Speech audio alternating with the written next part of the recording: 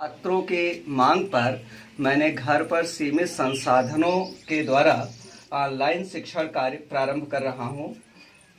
यहाँ पर सबसे पहला मैंने आज का पहला टॉपिक शुरू किया है महासागरीय जलधाराएं। कुछ छात्रों ने मुझे फ़ोन पर कहा कि सर महासागरीय जलधाराएं अभी मुझे स्पष्ट नहीं हुआ है, इसलिए मैंने आज महासागरीय जलधाराएं मैं शुरू कर रहा हूँ। बहुत आसान सा यह टॉपिक है महासागरीय जलधाराएं। जलधाराएं होती क्या हैं? जिस प्रकार महाद्वीपों पर नदियां प्रवाहित होती हैं, उसी प्रकार महासागरों में निश्चित तथा निर्धारित मार्ग पर प्रवाहित जलराशि को जलधारा कहते हैं। जलधारा महासागरों में प्रवाहित निश्चित तथा निर्धारित मार्ग पर प्रवाहित महासागरीय जल राशियां हैं। निश्चित तथा निर्धारित मार्ग पर महासागरों में प्रवाहित होने वाली जल राशियों को जलधारा कहते हैं। जलधाराओं की उत्पत्ति के प्रमुख कारण इस प्रकार हैं। प्रथम कारण पृथ्वी का घूर्णन माना जाता है। पृथ्वी पश्चिम से पूर्व तेजी से घूर्णन करती है। न्यूटन के गति विषयक तृतीय नियम के अनुसार प्रत्येक क्रिया की बराबर और विपरीत प्रतिक्रिया होती है। Every action have it's equal and opposite reaction. इसी कारण पृथ्वी की सतह पर विषुवत रेखीय प्रदेश में पश्चिम से पूर्व से पश्चिम दिशा में महासागरीय जलराशि पर एक दबाव काम करता है, जिससे विषुवतीय प्रदेश की जल राशि पूर्व से पश्चिम दिशा की ओर प्रवाहित होने लगती है।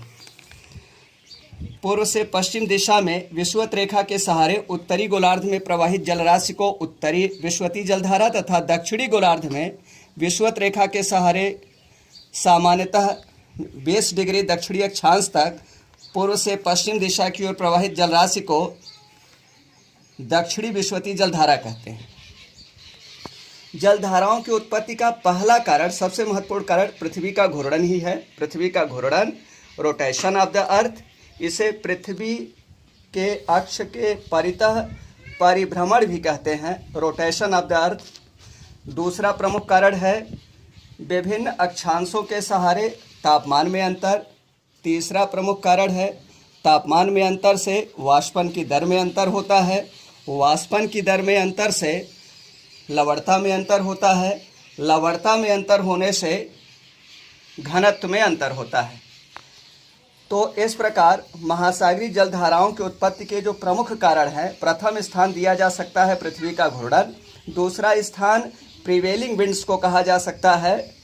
प्रिवेलिंग विंड्स, प्रचलित पवनें, विशेष रूप से ईस्टर्ली विंड्स, पूर्वी ईस्टर्ली विंड्स या ट्रेड विंड्स, सनमार्गी पवनें, पछुआ पवनें, ये प्रमुख हैं। तीसरे नंबर पर विभिन्न अक्षांशों के सारे तापमान में अंतर। चौथे नंबर पर वाष्पन की दर में अंतर। पांचवें नंबर पर लवणता या घनत्व में अंतर। यह जलधाराओं की उत्पत्ति के प्रमुख कारण हैं। जलधाराओं के उत्पत्ति के बाद हम लोग पढ़ेंगे जलधाराओं के प्रमुख प्रकार। जलधाराएं मुख्यतः दो प्रकार की होती हैं। प्रथम शीतल जलधाराएं, दूसरी गर्म जलधाराएं, या किसी भी क्रम में बोल सकते हैं, गर्म जलधाराएं, शीतल जलधाराएं। गर्म जलधाराएं क्या होती हैं?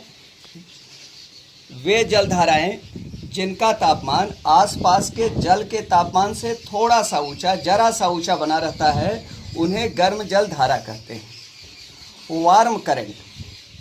वार्म करंट के लिए एक सेंटेंस में आप कह सकते हैं कि warm current is the current which temperature is slightly more than that of the surrounding water.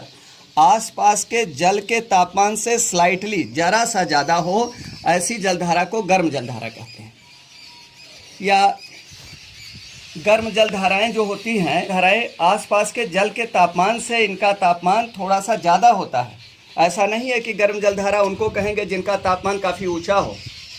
ऐसा भी होता है, जैसे ये नॉर्वेजियन करंट है, तो इसका तापमान 3 डिग्री सेल्सियस है और इसके आसपास के जल का तापमान 1 डिग्री सेल्सियस है। तो आसपास के जल से इसका तापमान ज़्यादा है, इसलिए नॉर्वेजियन करंट गर्म जलधारा कहलाती है। वहीं पर कनारी जलधारा जब ब्रिटिश आइसल से ठीक नीचे उतरती है, दक्षिण की ओर प्रवाहित होती है ब्रिटिश आइसल से, तो उस समय इसका तापमान 16-17 डिग्री सेल्सियस होता है, 16-17 डिग्री सेल्सियस रहता है। और इसके आसपास के जल का तापमान ब्रिटिश आइसल से नीचे उतरती है कनारी की जलधारा, तो उस समय इसका तापमान 15 डिग्री सेल्सियस के आसपास रहता है। और इसके आसपास की सराउंडिंग वाटर का सराउंडिंग जो जलराशि है उसका तापमान 18 डिग्री सेल्सियस तक रहता है। तो उस समय यह क्या हो गया, यह 15 डिग्री सेल्सियस का तापमान होते हुए भी शीतल जलधारा है। क्यों? क्योंकि आसपास की जल राशि से इसका तापमान ज़्यादा है। शीतल होने का मतलब बस आसपास की जलराशि से जलधारा के तापमान का कम होना जलधारा को शीतल जलधारा बना देता है। और गर्म जलधारा का तापमान आसपास की जलराशि के तापमान से ज़्यादा होना चाहिए। यह नहीं है कि गर्म जलधारा उसे कहेंगे जिसका तापमान काफ़ी ऊंचा हो, और शीतल जलधारा उनको कहेंगे जिनका तापमान बहुत कम हो। ये परिभाषा नहीं है, कोई मानक नहीं है कि इस डिग्री सेल्सियस से, इस पर्टिकुलर डिग्री सेल्सियस से ज़्यादा होगा तभी गर्म कहेंगे, पर्टिकुलर डिग्री सेल्सियस तापमान से कम होगा तभी शीतल कहेंगे, ऐसा नहीं है। बस सराउंडिंग वाटर से ज़्यादा है तो गर्म जलधारा, उससे कम है तो शीतल जलधारा है। अब सामान्यतः गर्म जलधाराएं जो होती हैं, गर्म जलधारा किसको कहते हैं? गर्म जलधाराएं जो जलधाराओं की प्रकृति गर्म कब होती है? जो जलधाराएं विषुवतीय प्रदेश से ध्रुवीय प्रदेशों की ओर प्रवाहित होती हैं, विषुवतीय प्रदेश से ध्रुवीय प्रदेशों की ओर प्रवाहित होती हैं दोनों गोलार्धों में, या निम्न अक्षांशों से उच्च अक्षांशों की ओर प्रवाहित होती है, या अधिक तापमान प्रदेशों से कम तापमान प्रदेशों की ओर प्रवाहित होती हैं, उनकी प्रकृति गर्म होती है और इसलिए वे गर्म जलधाराएं कहलाती हैं, गर्म जलधारा कहलाती है। जो जलधाराएं उच्च अक्षांशों से निम्न अक्षांशों की ओर प्रवाहित होती हैं, उच्च अक्षांशों से निम्न अक्षांशों की ओर प्रवाहित होती हैं, या ध्रुवीय प्रदेशों से विषुवतीय प्रदेशों की ओर प्रवाहित होती हैं, ध्रुवीय प्रदेशों से विषुवतीय प्रदेशों की ओर प्रवाहित होती है, या उच्च अक्षांशों से निम्न अक्षांशों की ओर प्रवाहित होती है, उनकी प्रकृति शीतल होती है, अर्थात उनका तापमान आसपास के जल के तापमान से सदैव कम बना रहता है। इसी कारण उन्हें शीतल जलधारा कहते हैं। अर्थात ऐसी जलधाराओं की प्रकृति शीतल होती है जो ध्रुवीय प्रदेशों से विषुवतीय प्रदेशों की ओर प्रवाहित होती हैं, या उच्च अक्षांशों से निम्न अक्षांशों की ओर प्रवाहित होती हैं, या शीतल प्रदेशों से गर्म प्रदेशों की ओर प्रवाहित होती हैं। शीतल प्रदेश से आने वाली जलधाराएं शीतल, गर्म प्रदेशों से आने वाली जलधाराएं गर्म। क्यों? क्योंकि जल की विशिष्ट ऊष्मा ब्रह्मांड के ज्ञात पदार्थों में सर्वाधिक होती है। जल राशि देर में गर्म देर में ठंडा होता है। इसी कारण जल राशियां जिन प्रदेशों से आती हैं वही उनकी प्रकृति बनी रहती है। सामान्यतः जलधाराएं विषुवतीय प्रदेश से उत्तरी गोलार्ध में जलधाराओं के प्रवाह की दिशा घड़ी की सुई की दिशा में होती है। पृथ्वी के घूर्णन के कारण पृथ्वी के सतह पर, भूपटल पर एक प्रकार का डिफ्लेक्टिंग फोर्स, विक्षेपक बल कार्य करता है, जिसे कोरियालिस बल कहते हैं। कोरियालिस बल के प्रभाव से जलधाराओं या पवनों में विक्षेपण की दिशा को निर्धारित करने वाला नियम फेरल का नियम कहलाता है। फेरल के नियमानुसार उत्तरी गोलार्ध में पवनें तथा जलधाराएं घड़ी की सुई की दिशा राइट हैंड साइड घड़ी की सुई की दिशा या दक्षिणावर्त दिशा में विक्षेपित होती चली जाती है, जबकि दक्षिणी गोलार्ध में ये जलधाराएं घड़ी की सुई के विपरीत दिशा एंटी क्लॉकवाइज या लेफ्ट हैंड साइड वामावर्त दिशा में विक्षेपित होती चली जाती हैं। जलधाराओं का नामकरण देशों, नगरों, खाड़ियों, द्वीपों आदि के नाम के आधार पर किया जाता है जिनके निकट से ये प्रवाहित होती हैं। एंटिलीज के द्वीपों के तटों के सहारे प्रवाहित होने वाली गर्म जलधारा एंटिलीज की गर्म जलधारा। लैब्राडोर के तटों के सहारे प्रवाहित होने वाली शीतल जलधारा लैब्राडोर की शीतल जलधारा। गल्फ ऑफ मैक्सिको, मैक्सिको की खाड़ी से निकलने वाली स्टीम को गल्फ स्ट्रीम। नॉर्वे के तटों के सहारे प्रवाहित होने वाली गर्म जलधारा नॉर्वेजियन जलधारा। ब्राज़ील के तटों के सहारे प्रवाहित होने वाली गर्म जलधारा ब्राज़ील जलधारा। इसी तरह से फाकलैंड द्वीप के द्वीपों के निकट से प्रवाहित होने वाली शीतल जलधारा फाकलैंड की शीतल जलधारा। तो जलधाराओं का नामकरण, यहाँ पर ये बेंगुएला जलधारा का नामकरण अंगोला के महत्वपूर्ण इकोनॉमिक सिटी बेंगुएला के नाम के आधार पर बेंगुएला की शीतल जलधारा इसका नामकरण किया गया है। यहाँ कनारी द्वीपों के नाम के आधार पर कनारी की शीतल जलधारा। ग्रीनलैंड के पूर्वी तटों के सहारे बह रही है ग्रीनलैंड की पूर्वी जलधारा। जलधाराओं का नामकरण देशों, नगरों, द्वीपों, महासागरों, सागरों आदि के नाम के आधार पर किया गया है। जिन तटों के सहारे गर्म जलधारा प्रवाहित होती है सामान्यतः वहाँ पर वर्षा अधिक होती है। वर्षा अधिक होने के कारण वहाँ कृषि कार्य भी विकसित अवस्था में होता है और सागरीय संसाधन भी पर्याप्त होते हैं। जिन तटों के निकट से शीतल जलधारा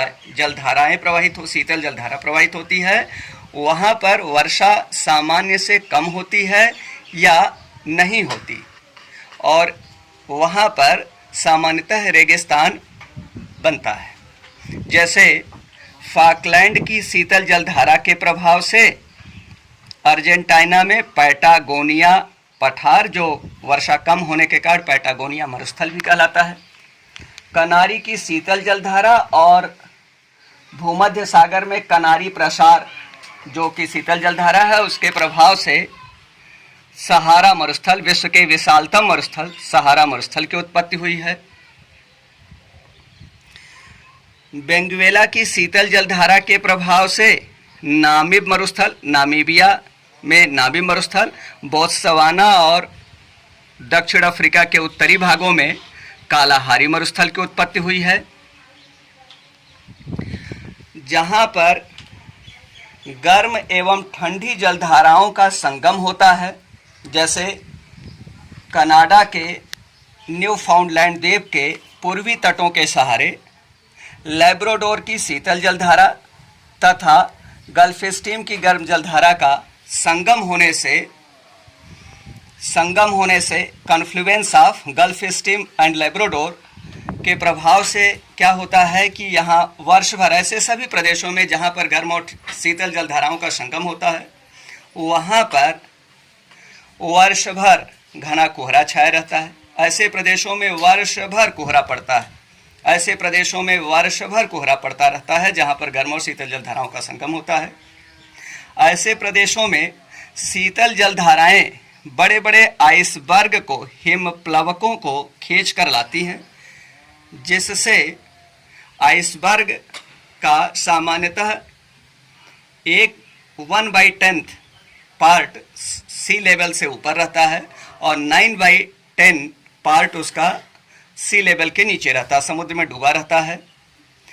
तो ऐसे आइसबर्ग सामान्यतः चालक को, जो शिप के चालक हैं, कैप्टन हैं, उनको ऊपर से देखने में तो लगता है कि बहुत छोटे आइसबर्ग हैं और इसके निकट से हम होकर गुजर जाएंगे, लेकिन सामान्यतः इनसे टक्कर हो जाता है और शिप डैमेज हो जाते हैं, सबमरीन्स, पनडुब्बियाँ डैमेज हो जाती हैं। इसी कारण इन ऐसे प्रदेशों से जहाँ गर्म और शीतल जलधाराओं का संगम होता है वहाँ दो प्रमुख कारण हो गए। एक तो वर्ष भर घने कोहरे की मौजूदगी, दूसरा शीतल जलधाराओं द्वारा बड़े बड़े आइसबर्ग, हिमप्लवकों को लाए जाने के कारण वहाँ पर नौकायन का कार्य, शिपिंग का कार्य वहाँ पर नहीं हो पाता है। ऐसे प्रदेशों में जलधाराओं के प्रभाव से कई प्रकार के प्लैंकटन्स की उत्पत्ति होती है। प्लैंकटन्स को बड़े स्तर पर हम दो ब्रॉडर ग्रुप्स में डिवाइड करते हैं। पहला हो गया फाइटोप्लैंकटन्स वनस्पति प्लवक और दूसरा जूप्लैंक्टन्स जंतु प्लवक। ये दोनों प्लवक, जंतु प्लवक हों या वनस्पति प्लवक हों, दोनों प्लवक डिफरेंट टाइप्स ऑफ फिशेस के फूड होते हैं, भोजन होते हैं, विभिन्न प्रकार के मछलियों के भोजन होते हैं। ये दोनों प्लवक विभिन्न प्रकार की मछलियों के भोजन होते हैं और इसी कारण विभिन्न प्रकार के मछलियों के भोजन होते हैं। इसी कारण ऐसे क्षेत्रों में जहाँ गर्म और शीतल जलधाराओं का संगम होता है वहाँ पर बड़े पैमाने पर प्लवकों की उत्पत्ति होती है और इनका भक्षण करने के लिए, in order to devour these planktons, nature क्या करती है कि विभिन्न प्रकार के फिशेस की, डिफरेंट स्पीसीज ऑफ फिशेस, मछलियों की विभिन्न प्रजातियों की उत्पत्ति करती है यहाँ पर। और यहाँ पर अन्य अनेक प्रकार के सागरीय संसाधन भी विकसित होते हैं। इन सागरीय संसाधनों के हित को ध्यान में रखते हुए भी ऐसे क्षेत्रों में शिपिंग करना नैतिक रूप से अच्छा नहीं है। तो इन कई कारण हैं जिसकी वजह से ऐसे प्रदेशों में शिपिंग कम होती है जहां पर गर्म और ठंडी जलधाराओं का संगम होता है। सामान्यतः जब हम विश्व की जलधाराओं को पढ़ते हैं तो इसे बड़े स्तर पर 3 महासागरों में विभाजित करके पढ़ते हैं, जिसमें सबसे पहले हम लोग कह सकते हैं अटलांटिक महासागर की जलधाराएं, दूसरे स्तर पर प्रशांत महासागर की जलधाराएं और तीसरा हिंद महासागर की जलधाराएं। प्रथम अटलांटिक महासागर की जलधाराएं। हम लोग अटलांटिक महासागर की जलधाराएं पढ़ रहे हैं। यह है अटलांटिक महासागर। यह विश्व का दूसरा सबसे बड़ा महासागर है अटलांटिक महासागर। प्रशांत महासागर के क्षेत्रफल का लगभग आधा है और पूरे भूपटल के क्षेत्रफल का 1/6 पार्ट है, छठा हिस्सा है पृथ्वी की सतह का। 73 मिलियन स्क्वायर किलोमीटर इसका एरिया है। 73 million square kilometre means 7.3 crore वर्ग किलोमीटर इसका क्षेत्रफल है अटलांटिक महासागर का। यश की आकृति का महासागर है। इस महासागर को हम लोग, इस महासागर की जलधाराएं पढ़ते हैं। जैसा कि आपने इसके पहले देखा कि फेरल के नियमानुसार उत्तरी गोलार्ध में जलधाराएं घड़ी की सुई की दिशा में विक्षेपित होती हैं। सबसे पहले तो पृथ्वी के घूर्णन के कारण पृथ्वी पश्चिम से पूर्व घूर्णन करती है और इसके विपरीत दिशा में इस महासागर में भी पूर्व से पश्चिम दिशा में एक गर्म जलधारा की उत्पत्ति होती है जिसे कहते हैं नॉर्थ इक्वेटोरियल करंट, उत्तरी विषुवतीय जलधारा, और दक्षिणी गोलार्ध में दक्षिणी विषुवतीय जलधारा। सबसे पहले उत्तरी गोलार्ध की जलधारा पढ़ेंगे। उत्तरी गोलार्ध की यही उत्तरी विषुवतीय जलधारा फेरल के नियमानुसार और लवणता में अंतर और प्रचलित कोणों के प्रभाव से घड़ी की सुई की दिशा में एक चक्र पूरा करती है। उत्तरी विषुवतीय जलधारा एंटिलीज के द्वीपों से टकराकर बाइफरकेट हो जाती है, द्विभाजित हो जाती है। इसकी एक शाखा एंटिलीज के द्वीपों के सहारे, द्वीपों के पूर्वी तटों के सहारे दक्षिण पूर्व से उत्तर पश्चिम की ओर प्रवाहित होने लगती है, जिसे एंटिलीज की गर्म जलधारा कहते हैं। एंटिलीज की गर्म जलधारा फ्लोरिडा अंतरीप, यूएसए के फ्लोरिडा अंतरीप के निकट पहुंचती है। उसी समय इसकी दूसरी शाखा जो कैरिबियाई सागर, युकाटन चैनल पार करते हुए मैक्सिको की खाड़ी में पहुंचती है। मैक्सिको की खाड़ी में उत्तरी अमेरिका महाद्वीप की सबसे बड़ी नदी मिसिसिपी, मिसौरी आकर गिरती है। इस कारण भी मैक्सिको की खाड़ी में जल स्तर ऊंचा हो जाता है और उत्तरी विषुवतीय जलराशि द्वारा भी इसमें जल स्तर ऊंचा होता है, जिससे मैक्सिको के तटों के सहारे एक तीव्र वेगी जलधारा की उत्पत्ति होती है, जिसे गल्फ ऑफ मैक्सिको के नाम से, गल्फ स्ट्रीम के नाम से जाना जाता है। यह यूएसए के पूर्वी तटों के सहारे प्रवाहित होते हुए न्यू फाउंडलैंड, कनाडा के न्यू फाउंडलैंड द्वीप तक पहुंचती है। सामान्यतः इसको फ्लोरिडा के तटों से लेकर यूएसए के हैटरस अंतरीप तक, यूएसए के हैटरस अंतरीप तक फ्लोरिडा करंट भी कहते हैं। फ्लोरिडा करंट यूएसए के हैटरस अंतरीप से न्यू फाउंडलैंड तक इसे मेन गल्फ स्ट्रीम, मुख्य गल्फ स्ट्रीम के नाम से जाना जाता है। गल्फ स्ट्रीम विश्व की सबसे गर्म जलधारा मानी जाती है, विश्व की द वार्मेस्ट करंट मानी जाती है, और यहीं पर बैफिन की खाड़ी से निकलने वाली लैब्राडोर की शीतल जलधारा आकर के मिलती है इससे। लैब्राडोर की शीतल जलधारा कनाडा के लैब्राडोर प्रांत या लैब्राडोर सागर से, लैब्राडोर प्रांत के तटों से होकर प्रवाहित होती है, लैब्राडोर सागर से होकर प्रवाहित होती है, इसलिए इसे लैब्राडोर करंट कहते हैं। आप देख सकते हैं कि यह उच्च अक्षांशों से निम्न अक्षांशों की ओर प्रवाहित हो रही है, या ध्रुवीय प्रदेश से विषुवतीय प्रदेश की ओर आ रही है, या शीतल प्रदेश से गर्म प्रदेश की ओर आ रही है। तो आ कहाँ से रही है? शीतल प्रदेश से, इसलिए यह शीतल जलधारा है। लैब्राडोर की शीतल जलधारा विश्व की द कोल्डेस्ट वाटर करंट के नाम से जानी जाती है, विश्व की शीतलतम जलधारा है। विश्व की शीतलतम जलधारा लैब्राडोर जलधारा, विश्व की गर्मतम जलधारा, सबसे गर्म जलधारा गल्फ स्ट्रीम। इन दोनों का संगम होता है कनाडा के न्यूफाउंडलैंड द्वीप के निकट। इस कारण यहाँ पर बड़े पैमाने पर प्लैंकटन की उत्पत्ति होती है, मत्स्य उत्पादन का बड़ा क्षेत्र विकसित होता है। विश्व के मत्स्य खेत का सबसे बड़ा क्षेत्र यहाँ विकसित होता है, जिसे ग्रैंड बैंक के नाम से जाना जाता है। न्यूफाउंडलैंड के निकट का जो विशाल महाद्वीपीय मग्न तट है, जिस पर यूएसए और कनाडा के मछुआरे बड़े पैमाने पर फिशिंग का कार्य करते हैं, उसे ग्रैंड बैंक के नाम से जाना जाता है। लैब्राडोर की शीतल जलधारा के संगम के पश्चात गल्फ स्ट्रीम पछुआ पवनों के प्रभाव में आ जाती है, वेस्टर्लीज के प्रभाव में आ जाती है। वेस्टर्लीज के प्रभाव में आकर यह पश्चिम से पूर्व दिशा की ओर उत्तरी अटलांटिक महासागर में प्रवाहित होने लगती है। इसी कारण इस जलधारा को उत्तरी अटलांटिक ड्रिफ्ट कहते हैं। उत्तरी अटलांटिक ड्रिफ्ट का विस्तार ज़्यादा होता है, चौड़ाई ज़्यादा होती है, गहराई कम होती है। सबसे कम चौड़ाई और अधिक वेग होता है स्ट्रीम का, और अधिक गहराई अधिक, चौड़ाई कम, वेग अधिक स्ट्रीम का होता है। उससे कम करंट का होता है, उससे भी कम वेग से गतिमान जलराशि को ड्रिफ्ट या अपवाह कहते हैं। उत्तरी अटलांटिक महासागर में 50 से 55 डिग्री अक्षांशों के मध्य प्रवाहित होते हुए ब्रिटिश आइसल्स तक पहुंचती है।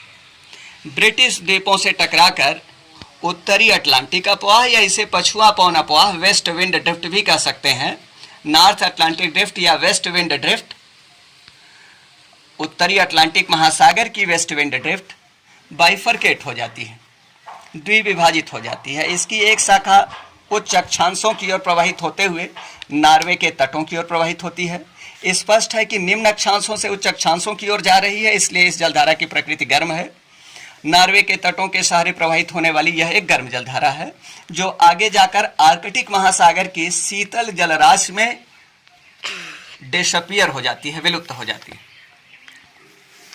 इसकी दूसरी शाखा जो ब्रिटिश द्वीपों से दक्षिण की ओर मुड़ जाती है, वह यूरोप के पुर्तगाल के पश्चिमी तटों के सहारे प्रवाहित होते हुए मदिरा तथा कनारी द्वीपों के निकट से प्रवाहित होते हुए अफ्रीका महाद्वीप के उत्तर पश्चिम तटों के सहारे प्रवाहित होने लगती है।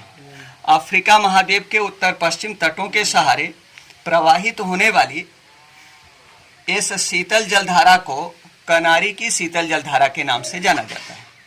इसका नामकरण स्पेन के कनारी द्वीप के नाम के आधार पर किया गया है। स्पेन का कनारी द्वीप अफ्रीका महाद्वीप के मोरक्को के निकटस्थ है और भू राजनीतिक महत्व का, जियोपॉलिटिकल इंपॉर्टेंस का आइलैंड है। काफ़ी लंबे समय तक विवादित रहा है क्योंकि यह नज़दीक है मोरक्को के, लेकिन इस पर आधिपत्य है स्पेन का। यह कनारी की शीतल जलधारा उत्तर से दक्षिण दिशा की ओर दक्षिणी यूरोप तथा उत्तर पश्चिम अफ्रीका के पश्चिमी तटों के सहारे प्रवाहित होते हुए दक्षिणी विषुवतीय जलधारा के नीचे समाहित होकर दक्षिणी विषुवतीय जलधारा के घड़ी की सुई की दिशा में एक चक्र को पूरा करती है। यहाँ पर एक और शीतल जलधारा प्रमुख है। वैसे जलधाराएं बहुत हैं, लेकिन एक और प्रमुख जलधारा है ग्रीनलैंड, जो विश्व का क्षेत्रफल की दृष्टि से विशालतम द्वीप है। भौगोलिक रूप से उत्तरी अमेरिका महाद्वीप का भाग माना जाता है, जबकि राजनीतिक रूप से यूरोप महाद्वीप का भाग माना जाता है। इसके पूर्वी तटों के सहारे एक शीतल जलधारा की उत्पत्ति होती है, जिसे ग्रीनलैंड के नाम से पूर्वी ग्रीनलैंड जलधारा या इसे डेनमार्क जलधारा भी कह दिया जाता है, क्योंकि ग्रीनलैंड पर डेनमार्क का नियंत्रण है, इसलिए इसे पूर्वी ग्रीनलैंड जलधारा या डेनमार्क जलधारा के नाम से जाना जाता है। यह जलधारा उत्तर से दक्षिण दिशा की ओर प्रवाहित होते हुए यह शीतल जलधारा उत्तरी अटलांटिक अपवाह के नीचे समाहित हो जाती है। अब गल्फ स्ट्रीम की गर्म जलधारा यूएसए के पूर्वी तटों के निकट से प्रवाहित न होकर तट से लगभग 70 से 80 किलोमीटर दूर से प्रवाहित होती है। इसी कारण लैब्राडोर की शीतल जलधारा न्यूफाउंडलैंड के निकट गल्फ स्ट्रीम के नीचे समाहित होकर यूएसए के पूर्वी तटों के सहारे आकर व्याप्त हो जाती है। और यूएसए का पूर्वी तट जो गल्फ स्ट्रीम के पश्चिम का भाग है, वह वर्टिकली तल से लेकर तली तक सी लेवल से लेकर बॉटम तक एक शीतल जलराशि द्वारा व्याप्त हो जाती है, जिसे यूएसए की शीत दीवार कहते हैं। यूएसए की शीत दीवार की उत्पत्ति के दो प्रमुख कारण हैं, एक तो लैब्राडोर की शीतल जलधारा का प्रसार और दूसरा यहाँ के उद्वेलित जलधारा अपवेल्ड करंट। अपवेल्ड करंट क्या है, इसका वर्णन हम लोग आगे, इसका अध्ययन हम लोग आगे के क्लासेस में करेंगे। इसी तरह से दक्षिणी गोलार्ध में दक्षिणी अटलांटिक महासागर में दक्षिणी विषुवतीय जलधारा प्रवाहित हो रही है, जो सामान्यतः नॉर्थ इक्वेटोरियल करंट की तुलना में अधिक प्रबल होती है, क्योंकि उत्तरी गोलार्ध के 60.7% पर जलराशि का विस्तार है, जबकि दक्षिणी गोलार्ध के 80.9% भूभाग पर जलराशि का विस्तार है। दक्षिणी गोलार्ध में उत्तरी गोलार्ध की अपेक्षा जलराशि की मात्रा अधिक है। इसी कारण उत्तरी विषुवतीय जलधारा की अपेक्षा दक्षिणी विषुवतीय जलधारा अधिक प्रबल है, और इसका विस्तार भी विषुवत रेखा से लेकर लगभग 20 डिग्री दक्षिणी अक्षांश तक है, साउथ इक्वेटोरियल करंट की। यह साउथ इक्वेटोरियल करंट जब दक्षिण अमेरिका महाद्वीप के पश्चिमी तटों से टकराती है, तो इसकी एक शाखा उत्तरी गोलार्ध में प्रवेश करके उत्तरी विषुवतीय जलधारा को स्ट्रेंथन करती है, उत्तरी विषुवतीय जलधारा को मजबूती प्रदान करता है, और इसकी दूसरी शाखा ब्राज़ील के पूर्वी तटों के सहारे उत्तर से दक्षिण दिशा की ओर प्रवाहित होने लगती है। ब्राज़ील की तटों के सहारे निम्न अक्षांशों से उच्च अक्षांशों की ओर, या विषुवतीय प्रदेश से ध्रुवीय प्रदेश की ओर, या गर्म प्रदेश से शीतल प्रदेश की ओर प्रवाहित होने वाली यह जलधारा स्पष्टतः गर्म जलधारा होगी, जिसे ब्राज़ील की गर्म जलधारा के नाम से जाना जाता है। अब यहाँ पर क्या होता है कि ग्लोब का यहाँ पर अभाव है, मैं स्पष्ट नहीं दिखा पा रहा हूँ, लेकिन दक्षिणी ध्रुव के निकट एक महाद्वीप है, अंटार्कटिका महाद्वीप। इस महाद्वीप के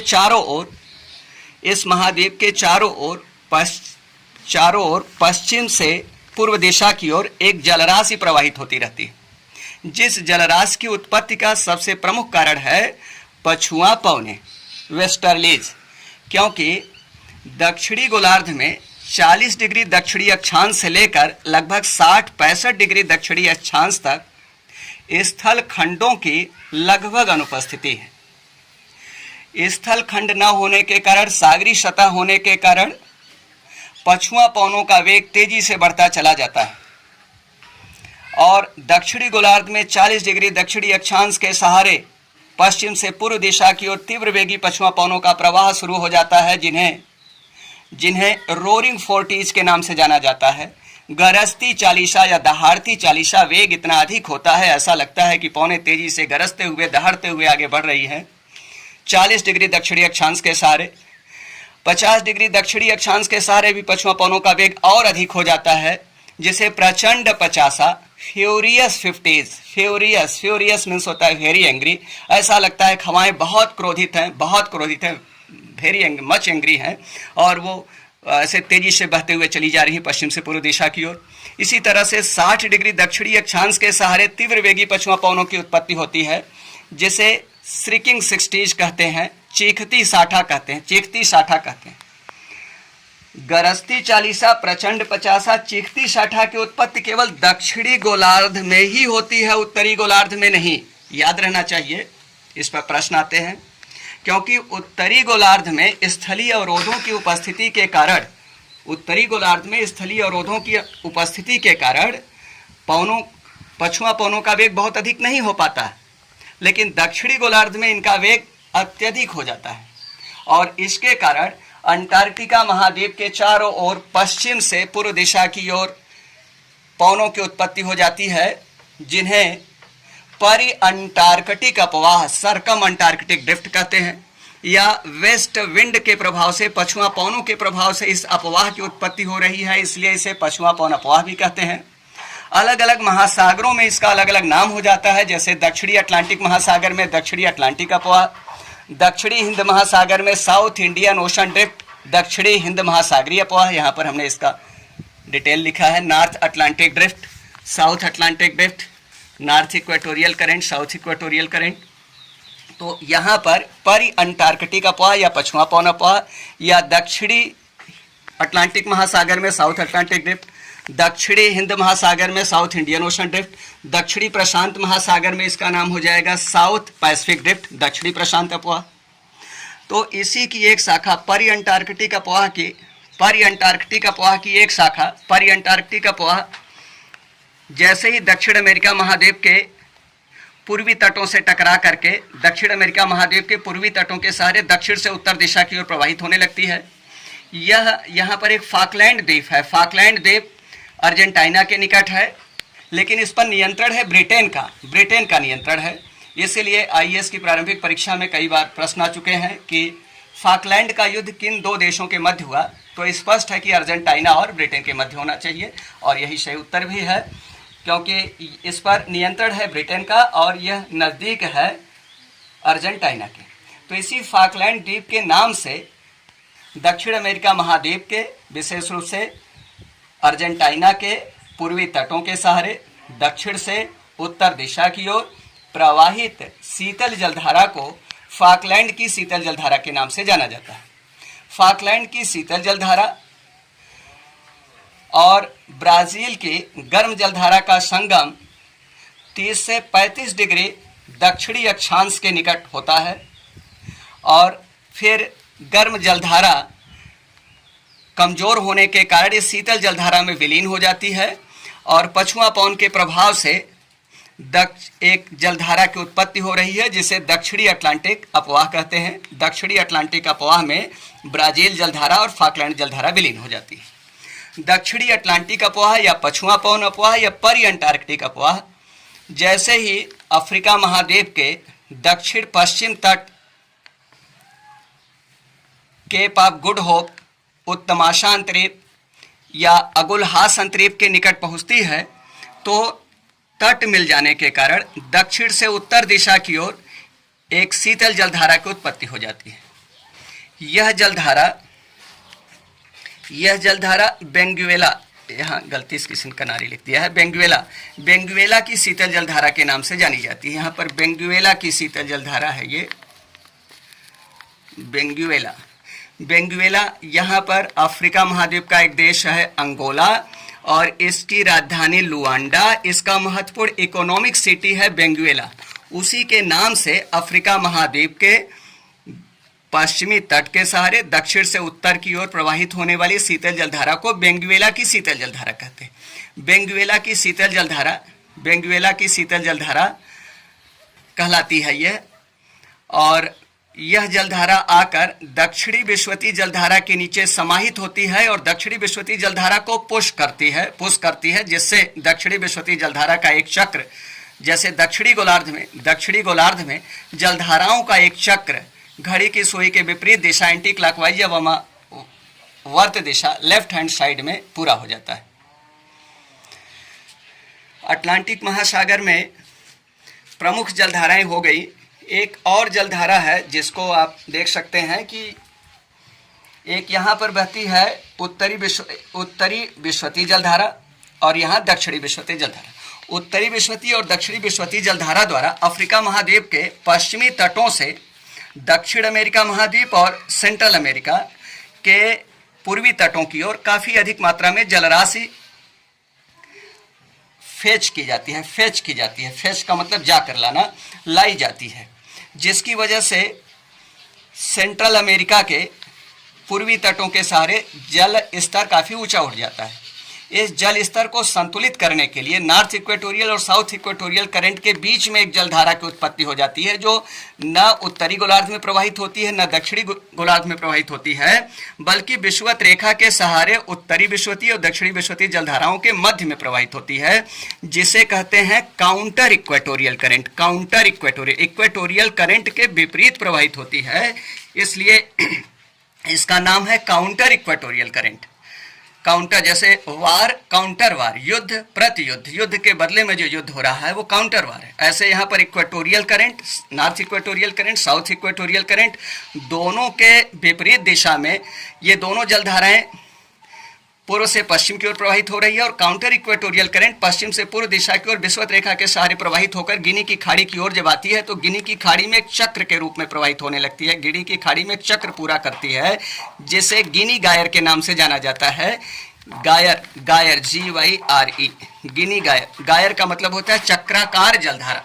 गिनिया गायर, इंग्लिश में गिनिया गायर, हिंदी में गिनी गायर। गिनी की चक्राकार जलधारा विषुवत रेखा के सहारे यह क्लॉकवाइज डायरेक्शन में चक्र पूरा कर रही है, क्लॉकवाइज डायरेक्शन में।